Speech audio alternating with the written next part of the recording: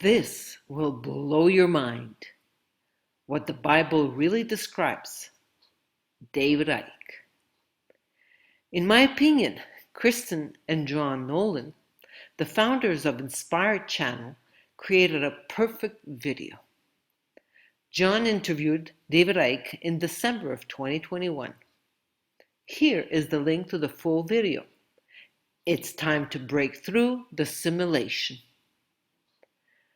On January 3rd, 2024, David Icke reposted the perfect short version created by Inspired. Once I saw it, I was moved to translate it into French and Spanish. I'm asking you to please share this crucial information widely. David Icke has been my greatest teacher over the last 22 years. As much as I appreciate the teachings of Sri Aurobindo and the Mother, or even Ghis, Dr. Ghislaine Lanctôt, they did not have the vocabulary or the life experience which is available to us today. Because of the so-called technological advancement, we've now got the analogies and the experience of virtual reality to actually describe what our reality really is. You will never see the Bible and the history of mankind in the same light again. This is a mind-blowing interpretation of Genesis, Adam and Eve, and the Gnostic writings.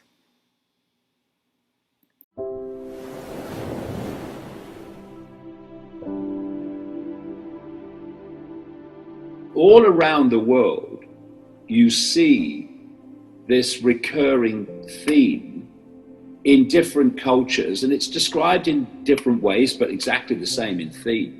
We have a force, an expression of this Wetiko that takes a reptilian form. And the cultures around the world, again and again and again, when they're doing their creation myths, then some kind of reptilian, lizard-like, snake-like entities are described.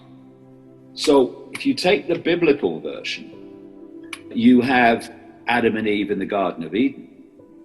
And Adam and Eve are symbolic of, first of all, what humans were like before what became known as the fall. What the hell was the fall? The way I've seen this is that there was once not something that you'd call human. It was a state of consciousness that was experiencing a world, a frequency band that was like the one we're experiencing, but on a much higher level of awareness, consciousness, frequency. So things weren't happening in dense matter and low, slow frequencies. They were happening on a high frequency. Things were much more ethereal. And that, I think, is what's described as this paradise that went before.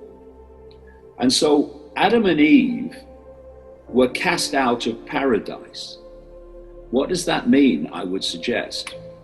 They left that frequency level where what we now call humans were experiencing. A world of love, of joy, of happiness, of all the things that happen when you get into high frequency states where so much more is possible. And they fell, the fall was down the frequencies into dense matter. And the villain in the Garden of Eden that is said to have been part of this, or central to this, is the snake. People have to think symbolically. I mean, this is not a snake that can talk.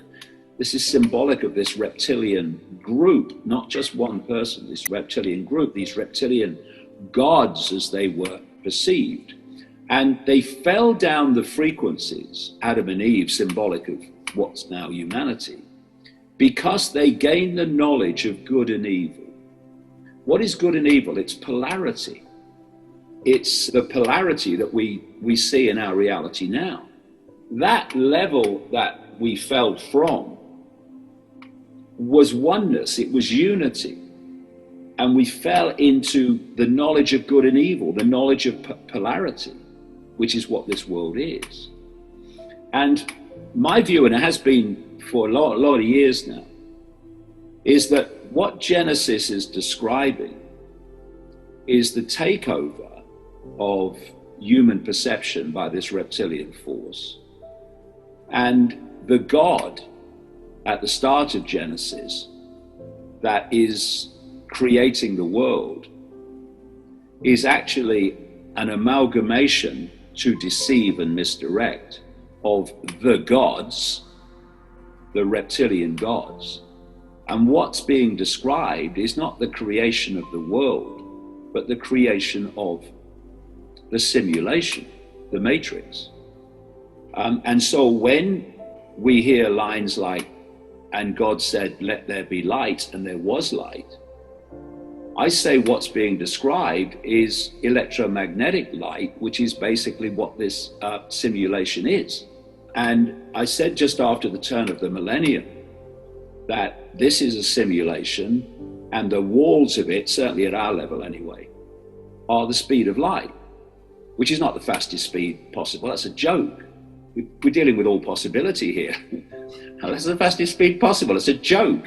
It's the speed of the matrix of the simulation. And there was an article in Scientific American in April of this year where some academic said, we live in a simulation and the walls of the simulation are the speed of light. And he was relating the speed of light in simulation terms to the processing speed. Because what is physics? What is the law of physics, as we call it? It's whatever the creator of the simulation decided it was going to be. What are, in effect, the laws of physics of computer games? They're whatever the creator of the game decides they're going to be.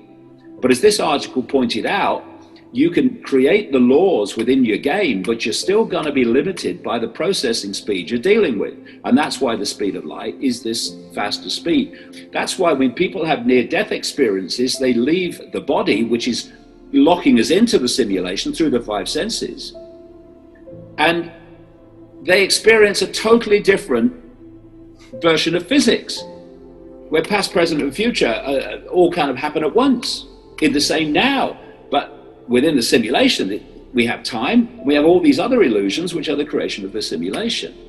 So you had this treasure trove of documents that were found at Nagamadi in 1945, about 75 miles north of Luxor in Egypt, which was an earthen jar of the writings of the Gnostic people. And it's reckoned that they were put in that jar 400 AD, something like that. And about a fifth of these writings were about what they called archons, which is Greek for rulers, who were manipulating human society. And what they say in these writings is that this world is a fake world. It's a fake reality created by this archontic force to enslave humanity in an illusion. I went through all of them, and what you see, they're describing a virtual reality universe. That's what they're describing in their own language, what we would call today virtual reality. One of the great things today is that because of the technological advancement, so-called, we've now got the analogies and the experience of virtual reality to actually describe what this reality is.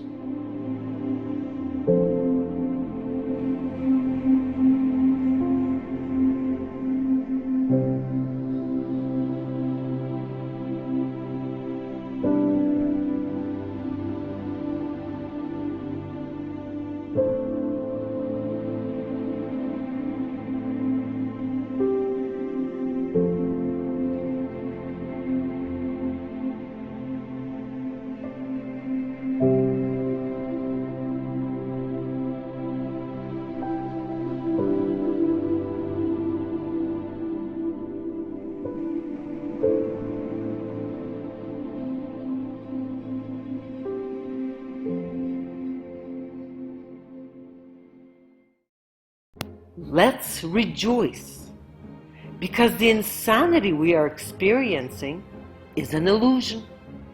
which is forcing more and more people to awaken.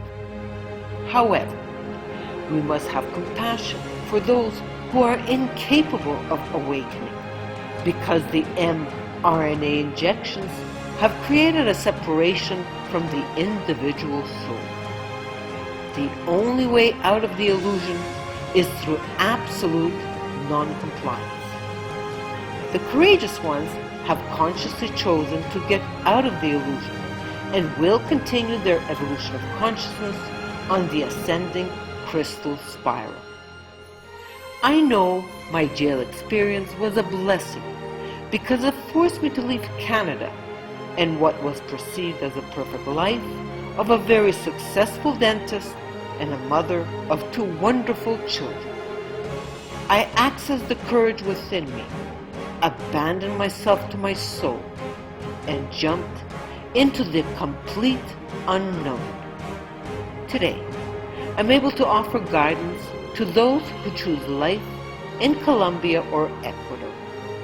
A long-term stay at Cascada Café Retiro is $120 per week. During your stay, expand your consciousness with a 2-day Infinite Love Consciousness workshop. Who am I? And what the hell have I come to do on this earth? Learn about the miraculous Sacha Inchi nut. This oleaginous plant has a very high protein content with all the essential amino acids and fatty acids for the maximum well-being of human health. Finally, I offer reconstructive dentistry at a very affordable price. I'm guided by the teachings of Sri Aurobindo and the Mother. Since February 29, 1956, the supermind has been operational on Earth as an active evolutionary power. A new phase of evolution has begun amidst the collapse of the old world. Infinite Love Consciousness is an invitation to take part in an unprecedented adventure of consciousness. Will you join us?